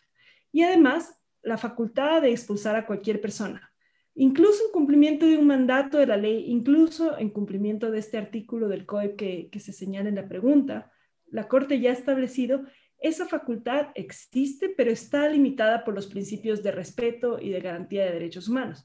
¿Qué significa esto? Que, por ejemplo, si en función de esa norma del COIP se va a expulsar a una persona, antes de hacerlo siempre va a ser necesario considerar si tiene vínculos familiares en Ecuador, asegurarse de que no se trate de una persona que tenga una necesidad de protección internacional, porque incluso a pesar de esa norma, está el principio de no devolución en la Constitución. ¿Y eso qué significa? Que está prohibido siempre devolver a una persona a un país donde su vida o su integridad corran peligro. Entonces, todo esto tiene que verificarse antes de deportar o de expulsar a una persona y por eso hay que hacer un análisis individualizado. Incluso si escribieron esta norma del COI, pues no se puede aplicar de manera automática y sin tomar en cuenta todas estas garantías y estos resguardos. Me voy a quedar ahí en mi respuesta, pero en los segundos que me quedan solo quisiera agradecer las exposiciones que he escuchado hoy. Para mí ha sido muy valioso, siempre aprendo de mis colegas jueces y también agradecer sobre todo la exposición de Marie-Christine Fuchs, realmente para nosotros poder escuchar cómo el Tribunal Constitucional alemán ha abordado este tema tan importante fuera de las medidas extraordinarias de un estado de excepción. Es una lección muy, muy importante, me deja, digamos, estoy pensando en muchas cosas en este momento y es importante que nosotros como jueces tomemos una pausa para escuchar a la ciudadanía, por supuesto, para escuchar y responder sus preguntas, pero también para escuchar cómo están reaccionando otras cortes frente a este problema que en este momento es global, como es la pandemia. Y gracias además a nuestra invitada, en este momento en Alemania es ya la 1 de la mañana, así que de verdad nos honra mucho con esta presencia y este acompañamiento en este espacio. Gracias también a todos los invitados y yo me despido. Muchísimas gracias por su respuesta. La siguiente pregunta es para el juez Ávila. Nos dice, ¿cómo conciliar el funcionamiento de la división de poderes con el hecho de que los altos tribunales constitucionales emitan sentencias estructurales en las que se exija al Ejecutivo la adopción de políticas públicas o se ordene al Legislativo la expedición de normas? Doctor Ávila.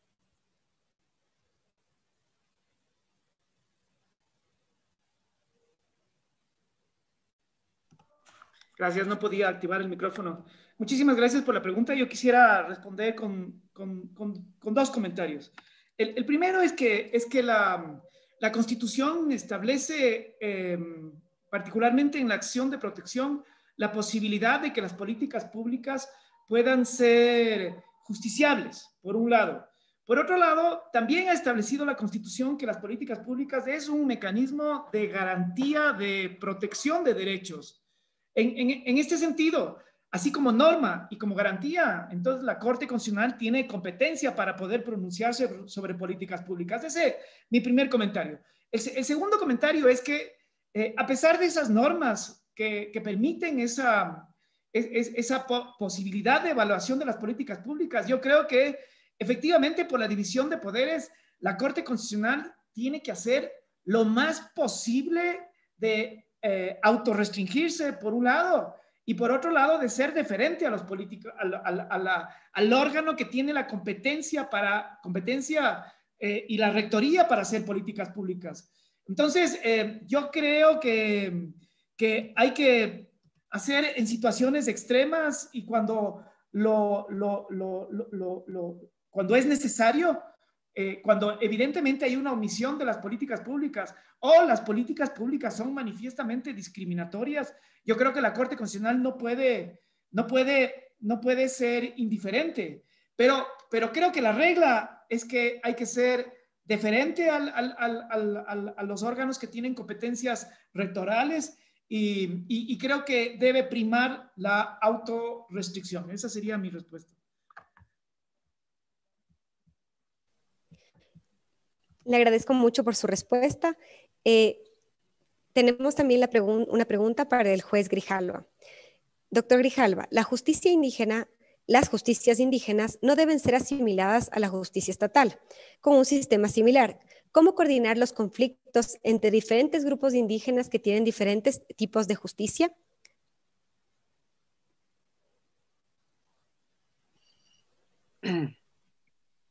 Gracias. Bueno, me parece realmente muy interesante la pregunta. Primero, digamos, habría que ver la situación específica, ¿no? Porque si vamos a suponer dos comunidades y algo así sucedió en el caso La Cocha, por ejemplo, reconocen ambas una instancia, dos comunidades indígenas reconocen una instancia superior por sí mismas. Yo creo que en situaciones así puede ser posible que en ejercicio de su autonomía, de la propia jurisdicción indígena, ¿no? Resuelvan estos conflictos entre comunidades, ¿no? Puede haber situaciones en las que no, esas dos comunidades, nacionalidades, pueblos, etcétera, no reconozcan una instancia superior propia de su jurisdicción. Creo que en ese caso habría que realmente examinar, pero tal vez una posibilidad podría ser que la Corte Constitucional examine la posibilidad de resolver, ¿no? Como, sobre todo si están implicados derechos humanos, derechos fundamentales, derechos de las mujeres, de los niños, como expresamente, que están expresamente, digamos, protegidos de manera destacada en la Constitución. Pero nuevamente, creo que habría que tratar de reconocer en el mayor grado posible la autonomía, ¿no? Creo que siempre es importante un diálogo intercultural. Un diálogo intercultural. Justamente el caso Cocube lo que hace es reemplazar un pluralismo jurídico subordinado, en que la justicia ordinaria realmente le tenía en un plano inferior a la justicia indígena, porque dependía de su discrecionalidad, en definitiva, para reconocer su competencia, pasa a un pluralismo jurídico igualitario, ¿no? En que, como lo quiere la Constitución, pues las jurisdicciones gozan de igual respeto, y yo creo que ese diálogo intercultural sería fundamental en la hipótesis que se ha planteado.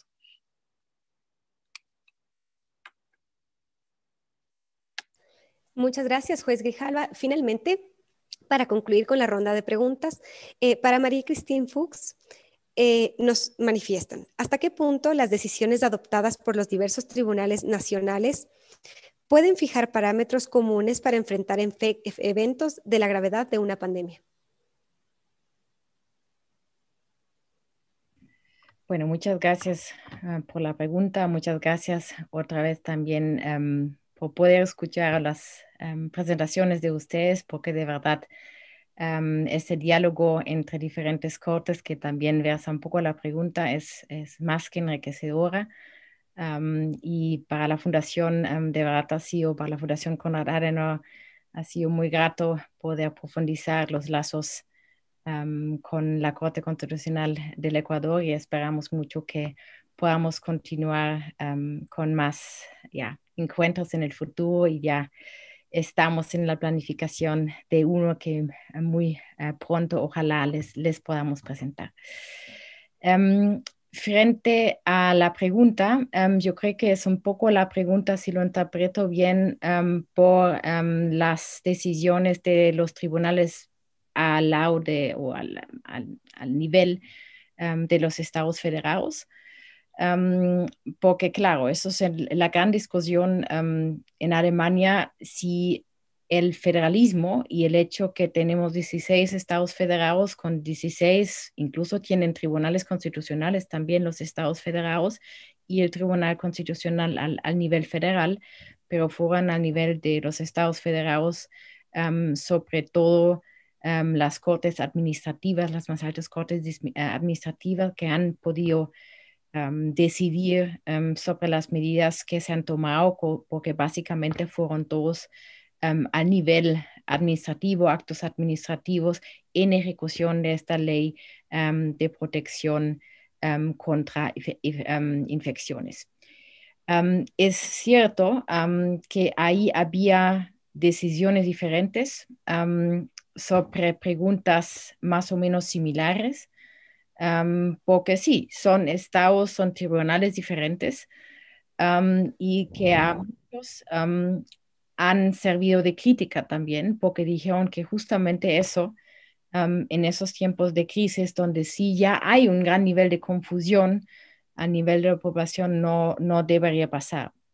Esto también es un rol importante del Tribunal Constitucional en esta situación, y por eso también estas tres decisiones los presenté son importantes también desde la perspectiva de unificar y también de standard setting, si puedo utilizar una palabra en inglés, para al menos darles a la mano a los tribunales administrativos algo que les puede servir en unificar y alinear un poco su jurisprudencia al respecto. Porque sí, ya mencioné y ya lo hemos discutido muchas veces, esta situación ha sido tan novedosa, no hay ejemplos en el pasado. Esta ley de protección contra las infecciones, antes nadie en Alemania conocía, y de repente casi todas las medidas que se han tomado para combatir a la crisis sanitaria se han tomado sobre la base de esta ley. Y esto justamente ha sido una de las tareas más importantes del Tribunal Constitucional en este momento, al menos darles a la mano algo que les puede servir como herramientas o como marco para resolver esta ponderación dificilísimo entre las libertades y los derechos fundamentales de los alemanes, circulación, reunión, etcétera, a un lado, y la protección, el deber del Estado de proteger a la salud y la vida de sus ciudadanos. Pero sí, yo creo que hay discusiones sobre el federalismo que se tienen que tomar muy en serio después de esta crisis.